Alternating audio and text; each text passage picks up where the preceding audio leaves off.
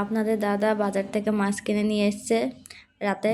তখন বললো যে আজকে মাছের ঝোল করো, মাছের ঝোল দিয়ে ভাত খাবো। তারপরে আর কি করব, লেগে পড়লাম কাজে।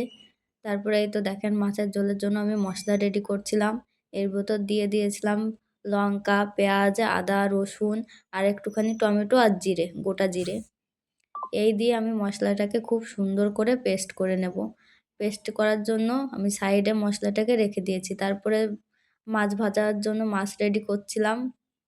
মাছগুলোকে খুব সুন্দর করে কড়াইতে আস্তে আস্তে করে দিয়ে দিয়েছি এবং লাল লাল করে মাছগুলোকে ভেজে নিচ্ছিলাম।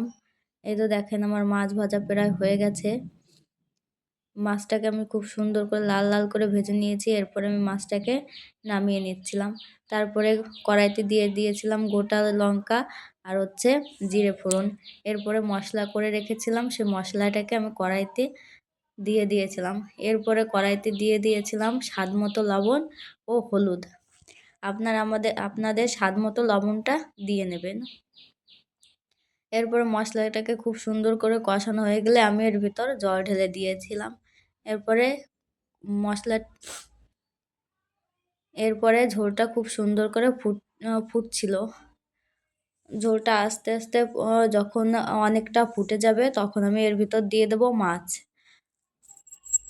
মাছটা আস্তে আস্তে হতে থাকবে। এই তো দেখুন আমাদের মাছ রান্না প্রায় কমপ্লিট হয়ে গেছে।